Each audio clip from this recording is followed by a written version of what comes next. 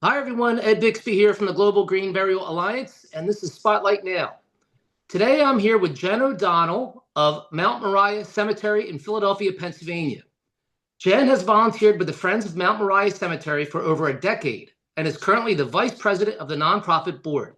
In this role, she has mowed grass, restored monuments, ran events, given tours, and managed social media. She's most proud of the successful fundraising campaigns she's run over the years and the hundreds of families she's helped find their ancestors at the cemetery. A true taphophile or lover of cemeteries, Jenn has contributed over 160,000 photos to Find a Grave and recently published a book called Buried Philadelphia, The Cemeteries and Graveyards of the City of Brotherly Love. So welcome, Jenn. Thank you. Pleasure to be It's here. great to have you. Uh, you know, this is near and dear to my heart because of all the work that we've done over the years restoring cemeteries. They say no good deed goes unpunished. So it seems like you've run the gamut of all the good deeds, but as myself, there's no punishment within it. It's certainly worth it. So why don't for the viewers, why don't we get started by learning a little bit more about the history of Mount Moriah Cemetery? Sure. Well, Mount Moriah Cemetery was founded in 1855 as part of the rural cemetery movement in an area of Philadelphia that used to be farmland. It's a little bit under 200 acres, which makes it the biggest cemetery in the city, I believe. And it was abandoned by its owners in 2011. And the cemetery was placed under the care of a receivership established by the Orphans Court of Philadelphia in 2014. And the property is cared for by the all-volunteer Friends of Moriah Cemetery. So this means the cemetery is not currently operational. There have not been any new lot sales since it closed in 2011. And families with existing lots must petition the Orphans Court if they wish to inter at Mount Moriah, which is something only a small number of people have done since it was abandoned in 2011. Well, and I can attest that really is terrible for the families. I mean, the onerous prospect of having to petition the court and able to inter your loved one. I'm sure people have wanted to do it and probably just thrown their hands up in the air and said this isn't worth the aggravation. But that's why the good work that you're doing to find an owner for the property itself is really critically important. And if you could tell us a little bit more about your involvement with Mount Moriah Cemetery, what inspired you to join the board of managers? Well, I was originally researching one of my husband's ancestors, a woman named Catherine Ware. I had a photograph of her monument and discovered that that monument was at Mount Moriah. So I reached out to the Friends group. This isn't terribly long after the cemetery closed, and someone let me know what section and lot Catherine Ware was buried in. They also invited me to a meeting of the Friends of Mount Moriah to learn more about the organization, and I've been volunteering ever since. I joined the board because I saw ways that I could use my passion and my skill to benefit the cemetery. And it was something I felt good about doing. And I've held a variety of roles on that board over the years, including president, secretary, and currently vice president. And I really just saw the opportunity to contribute in meaningful ways to an organization that needed help from all angles. Absolutely. And with 200 acres, that I don't know if people understand the magnitude, the size of a property like that. That is an enormous property, and I can only imagine that, there's a ton of work.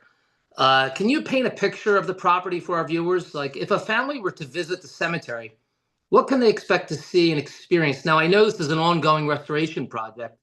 So how have you made out with all of those things? Well, I think if you visited in 2012 or 2013, you'd probably have said, gosh, is this place even a cemetery? It's so overgrown. Most of the sections were inaccessible. There was a lot of debris and dumping in the cemetery, tires, cars, you name it. It had probably been dumped there. I would hope a family visiting now in December of 2025 would have an experience that's a lot like visiting any other cemetery. I think the main difference is we haven't been able to clear 100% of the property because we lack the resources and the people power to not just clear it, but maintain it. So it's possible that someone might visit looking for an ancestor's grave and find that particular section inaccessible. But hopefully it feels like visiting most other cemeteries. There are some structures on the grounds, like the 1855 Stephen Decatur Button designed gatehouse, that are in dire need of restoration. So it would clearly be an older historic cemetery for anyone who's visiting the property.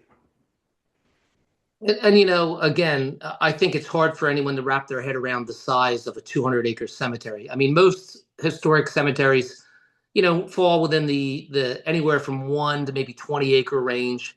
200 acres is quite the job, so I can only imagine, how much you've done. It certainly sounds lovely. What is the current care now like with the volunteers? Just because I'm sure the viewers are interested with a property that large, what does the current care of the property entail? Well, as I said, it's all volunteers. So those folks are certainly spending a lot of time mowing and weed whacking. A significant portion of the year when the grass is growing, it feels like the grass springs up earlier and earlier every year. So mowing and weed whacking, there are volunteers who are also resetting headstones and doing other types of maintenance like that. And then there's a whole group of people who also do things like help plan events, or they might be nowhere near the Philadelphia area, so they are helping remotely to do research about the people that are buried there. They're helping to manage our social media. They might be opening and closing the gates. Really, there's just endless activities that a volunteer could take part in, depending on their skills and interests and how close they are physically to the cemetery, whether they can come out and work on the grounds or whether they'd like to do something from a distance.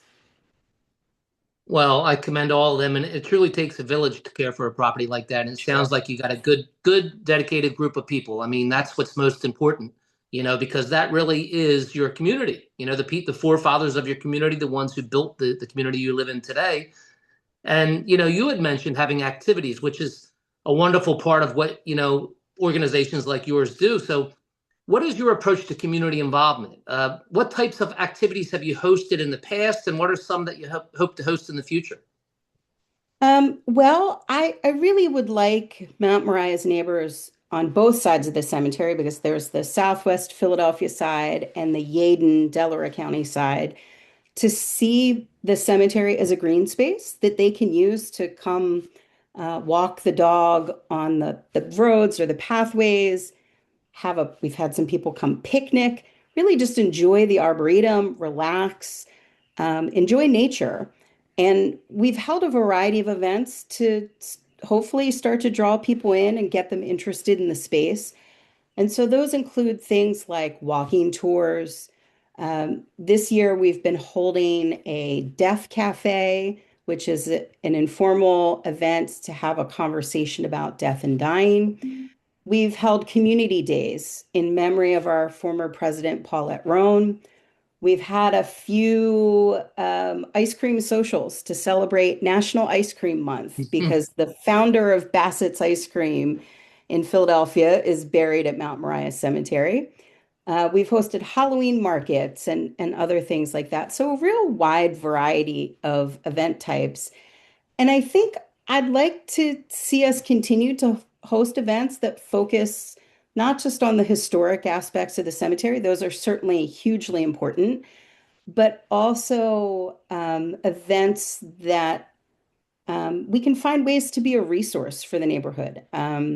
Perhaps by creating a trail system on both sides of the cemetery. We're um, bisected by the Cobbs Creek Trail System. So there's some great potential opportunities to connect into that, or to host something like a monthly farmers market that would really benefit our neighborhoods.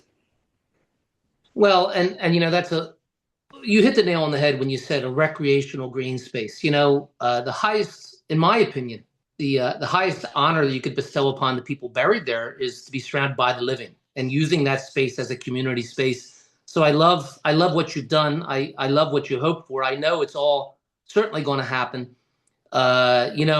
That walking trail in itself, that with 200 acres, I can only possibly imagine what you can create.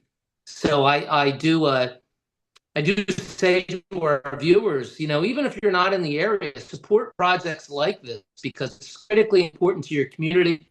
And, we have to have a degree of respect and dignity that we bestow upon the people who came before us. So to sit back and allow these things to happen without, being forward thinking and taking action like you, Jen, and the friends, is doing an injustice to your community. So I think it's wonderful what you've done. So, obviously this goes without saying, but I must say it because hopefully we can find some good people for you. Do you offer volunteer opportunities? And how can the community and our viewers help support your friend's mission? Absolutely. So I would encourage people to join the Friends of Mount Moriah Cemetery Facebook group if they're on Facebook, follow our Instagram account, or email directly. We have an address volunteer at fommci.org. It's on our website to write in and express the ways that they would be willing to volunteer because it really does take a village. There have been folks volunteering at Mount Moriah since 2011 who are still going and other folks who've joined us along the way.